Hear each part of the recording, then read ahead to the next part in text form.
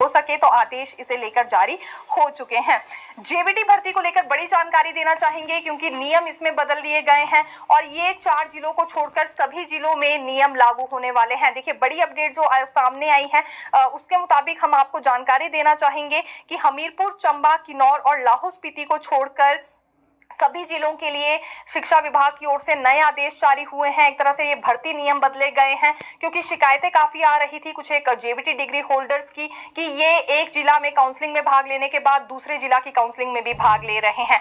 अब ऐसा नहीं हो पाएगा। यदि एक क्षेत्र में ज्वाइनिंग कर ली है अभ्यर्थी ने तो दूसरे क्षेत्र की काउंसलिंग में वो भाग नहीं ले सकता है। बैच वाइज आधार की भर्ती में ये नियम बदले गए हैं और इसमें देखिए कुछ मामले क्योंकि सामने इस तरह से आ रहे थे कि पहले एक क्षेत्र में ज्वाइनिंग की, लेकिन जब अभ्यर्थी को लगा कि उसे अपने मन मुताबिक स्कूल नहीं मिल पाया है या शहर नहीं मिल पाया है तो दूसरे जिले की काउंसलिंग में भाग ले लिया और फिर पिछली नियुक्ति को विड्रॉ कर दिया। तो पिछली नियुक्ति को अपनी मर्जी से ड्रॉप कर रहा था।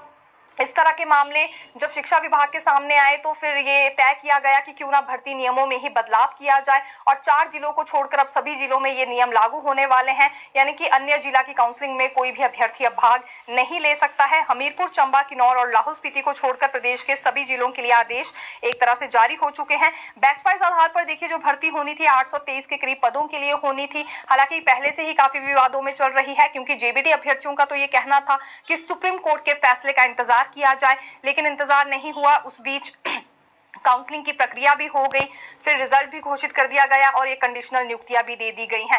हालांकि देखिए सर्वमान्य तो सुप्रीम कोर्ट का फैसला ही होगा, इसीलिए अभी ये कंडीशनल नियुक्तियां दी जा रही हैं। किस वर्ग के हित में फैसला आता है ये देखना होगा, कौन सा वर्ग बाद में प्रभावित होगा ये फिलहाल बड़ी बात है देखने वाली और तब तक सुप्रीम कोर्ट के फैसले का इंतजार पूरी तरह से बना हुआ है। पेपर लीक मामले से संबंधित भी बड़ी अपडेट हम आपके लिए लाए हैं क्योंकि एक और पेपर लीक होने का मामला देखिए यहाँ सामने आया है। 12वीं एफआईआर दर्ज हो चुकी है और ये सहायक अधीक्षक जेल का पेपर लीक हुआ है। इसमें जो पेपर खरीदने वाला व्यक्ति था उसने इस परीक्षा में टॉप किया है, नाम अमित कुमार बताया जा रहा है। हालांकि साथ ही साथ उमा आजाद और एजेंट रवि कुमार पर भी फिर एफआईआर दर्ज हुई है। इससे पहले 11वीं एफआईआर जो दर्ज हुई थी वो मार्केटिंग सुपरवाइजर की भर्ती को लेकर हुई थी।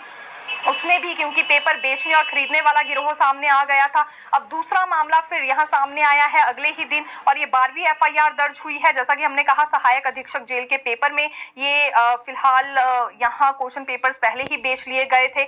अब ये भी एक देखिए काफी ज्यादा चिंताजनक विषय है क्योंकि अभ्यर्थी एक और डिमांड कर रहे हैं कि जल्दी रिजल्ट घोषित किया जाए, इस प्रक्रिया में तेजी लाई जाए, लेकिन दूसरी ओर रोजाना ऐसे पोस्ट कोड सामने आ रहे हैं जिसमें पेपर लीक हुए हैं। साथ ही साथ एक बड़ी अपडेट ये भी सामने आई है कि 2 के करीब और ऐसे पोस्ट कोड्स हैं जिन्हें लेकर परमिशन मांगी गई है ताकि उसमें एफआईआर दर्ज हो सके। यानी कि 2 और पोस्ट कोड्स अभी आने वाले समय में ऐसे रहेंगे।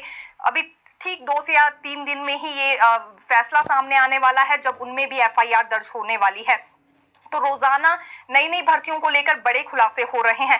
हालांकि देखिए एक जानकारी हम आपको और देना चाहेंगे अभी फिलहाल क्योंकि 2 एफआईआर को लेकर तो जानकारी दे ही चुके हैं और 2 अभी और होने वाली है, ये भी हम आपको पहले ही बता रहे हैं। लेकिन पिछले कल हमने आपको ये भी अपडेट दी थी कि दूसरी ओर ये भी ऑर्डर जारी किए गए हैं सरकार की ओर से कि 4 के करीब ऐसे पोस्ट कोड्स हैं जिनका रिजल्ट जल्दी घोषित किया जाए क्योंकि लगभग 312 के करीब पदों को भरना है। अब जब इन पदों को जल्दी भरना है तो जरूरी है कि फंसी हुई भर्तियों का रिजल्ट घोषित किया जाए।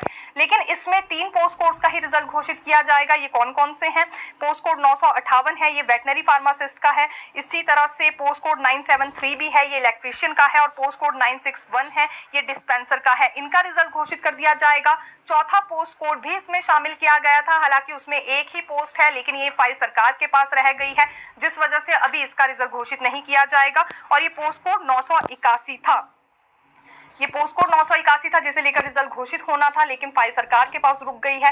तो अब ये केवल 3 ही पोस्ट कोड्स को लेकर अभी रिजल्ट घोषित होने वाला है। हालांकि आज हमारे समाचार पत्र में भी ये खबर काफी ज्यादा बारीकी से प्रकाशित हुई है और 958, 973 और 961 ये 3 पोस्ट कोड्स को लेकर देखिए जल्दी ही रिजल्ट घोषित होने वाला है। और दूसरी ही ओर ऐसे भी खुलासे हो रहे हैं जिसमें लगातार पेपर लीक होने के मामले सामने आ रहे हैं। पिछले कल मार्केटिंग सुपरवाइजर को लेकर जानकारी दी थी कि पेपर लीक हुआ है और आज देखिए एक और जानकारी सामने आई है, सहायक अधीक्षक जेल का पेपर भी लीक हुआ है। एफआईआर इसमें भी दर्ज हो चुकी है। अमित कुमार जिसने पेपर खरीदा उसने टॉप भी किया है। अगली बात